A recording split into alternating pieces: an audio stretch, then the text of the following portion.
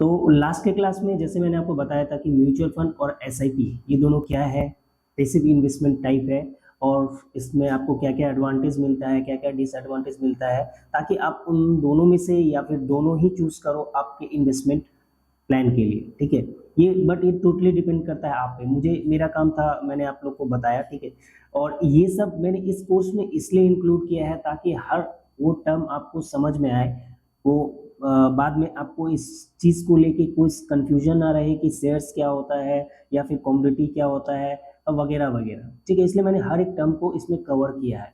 तो धीरे धीरे ये क्लास थोड़ा सा मतलब शॉर्ट शॉर्ट करके मैंने हर एक टर्म को लिया है। इसके बाद से जो क्लासेस आएंगे वो आपका एनालिसिस का मॉड्यूल होगा। ठीक है, हम लोग उसमें उस मॉड्यूल में एनालिसिस स्टार्ट करेंगे। मॉड्यूल 2 में हम लोगों ने अभी जस्ट डिफरेंट टर्म्स और ये ईटीएफ वगैरह, इंडेक्स फंड, ये सब जो अभी का जो आज का क्लास है, जैसे मैं आपको बताऊंगा इंडेक्स फंड और ईटीएफ क्या होता है और दोनों में डिफरेंसेस क्या होते हैं। देखिए, जितने सारे फंड्स मैं आपको बताऊंगा, ठीक है, सब फंड्स में मैं आपको एक चीज जरूर बताते रहता हूं कि ब्रोकरेज चार्जेस किसमें कम है, किसमें ज्यादा है।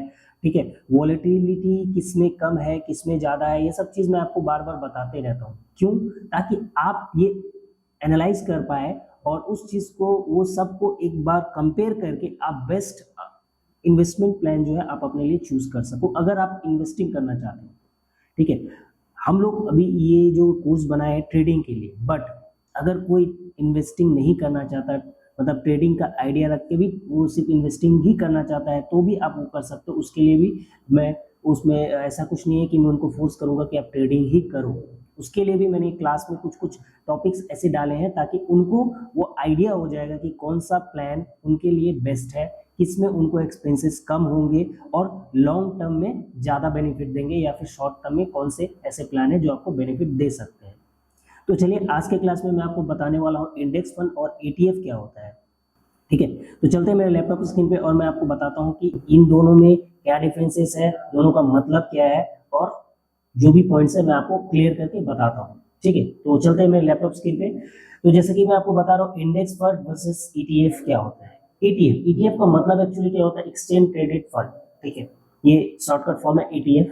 तो हम लोग अभी देखते हैं कि इंडेक्स फंड क्या होता है। एक्चुअली इंडेक्स फंड वो फंड है जो लॉन्ग टर्म इन्वेस्टर्स के लिए है, लो रिस्की रहता है, लेस रिस्की रहता है, लेकिन वही इंडेक्स फंड ले सकते हैं जिसका वॉलेटिलिटी लो है।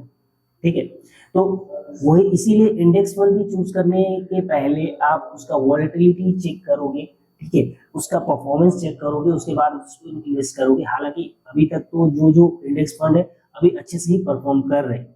ठीक है ना, तो आपको समझ में आया, इंडेक्स फंड वो होता है जो लॉन्ग टर्म इन्वेस्टर्स के लिए, जो लॉन्ग टर्म के लिए देख रहे हैं, उनके लिए बेस्ट प्लेटफॉर्म होता है, लेस रिस्की रहता है और इसमें एक्चुअली फीस भी है उतना नहीं रहता। ठीक है ना, तो ये चीज होता है इंडेक्स फंड। और इंडेक्स फंड में वॉलेटिलिटी चेक करना होता है कि किसमें वॉलेटिलिटी कम है, आप उस इंडेक्स फंड में जा सकते हो। ठीक है, फिलहाल तो एनएससी का जो भी इंडेक्स फंड है वो बेहतर परफॉर्म कर रहा है। मैं कोई एनएससी या बीएससी जो हम लोग का दो एक्सचेंज है, ये आपको अगर पता होगा या फिर नहीं भी है तो मैं आपको ये बता देता हूँ। हमारे इंडिया में दो एक्सचेंज है, एक है एनएससी और एक है बीएससी। ठीक है, जो एनएससी नेशनल स्टॉक एक्सचेंज और बॉम्बे स्टॉक एक्सचेंज, ये दो ही स्टॉक एक्सचेंज हमारे इंडिया में है।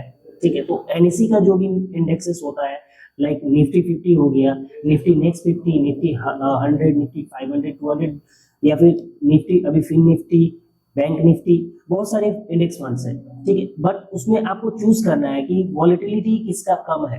ठीक है, जिसका वॉलेटिलिटी कम होगा वो लेस रिस्की है, लॉन्ग टर्म में अच्छा प्रॉफिट आपको दे सकता है। ये लॉन्ग टर्म इन्वेस्टमेंट प्लान के लिए इंडेक्स फंड सबसे बेटर और बेस्ट ऑप्शन है, जो शेयर मार्केट में नहीं आना चाहते, बट शेयर मार्केट से रिलेटेड फंड जो जैसे इंडेक्स फंड है वो आप उसमें जा सकते हो, बेहतर ऑप्शन है, बेहतर विकल्प कह सकते हैं। ठीक है, तो वो होता है इंडेक्स फंड। ठीक है, अभी इस ईटीएफ जो है, ईटीएफ क्या होता है वो हम लोग समझ लेते हैं। एक्सचेंज ट्रेडेड फंड वो चीज है जिसमें बहुत सारे इक्विटीज और बहुत सारे बॉन्ड्स को मिला के ये एक फंड बनाया जाता है। ठीक है, ईटीएफ, और ये डिफरेंट टाइप का जो कंपनीज है वो ये बनाते हैं ईटीएफ वगैरह। ये भी इंडेक्स फंड की तरह ही, मतलब ऐसा कह सकते हैं कि ज्यादा कंपैरिजन नहीं है, बट थोड़ा बहुत वो मिलता जुलता रहता है, ठीक है। ये भी इंडेक्स फंड के जैसे आप लोग मेरे स्क्रीन पे देख रहे होंगे, इसमें लार्ज नंबर में आप इसमें इन्वेस्ट सिक्योरिटीज, जो लार्ज नंबर सिक्योरिटी इसलिए बोल रहा हूँ क्योंकि इसमें बहुत सारे शेयर्स और बहुत सारे बॉन्ड रहते हैं, तो आपको सब में थोड़ा थोड़ा नहीं करके आप एक जगह एक्यूमुलेटेड एक जगह कर सकते हो।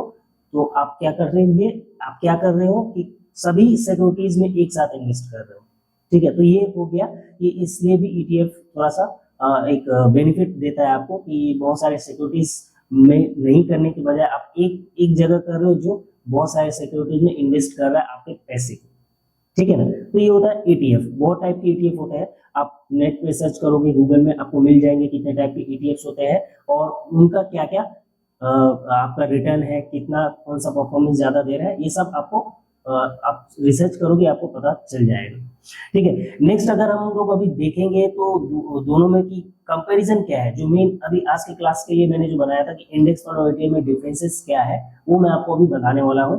तो लैपटॉप स्क्रीन पे आप लोग देखोगे इंडेक्स फंड जो आपको अभी दिख रहा होगा कि index fund versus ETF expense ratio, ठीक है। इसमें क्या है 0.1% टू 0.5% इंडेक्स में आपको लगता है, मतलब इसमें 0.1% से 0.5% तक आपके एक्सपेंसेस लगेंगे। ये ब्रोकरेज फीस नहीं है, ये एक मतलब चार्जेस है या फिर कुछ कह सकते हो एक्स्ट्रा चार्जेस है।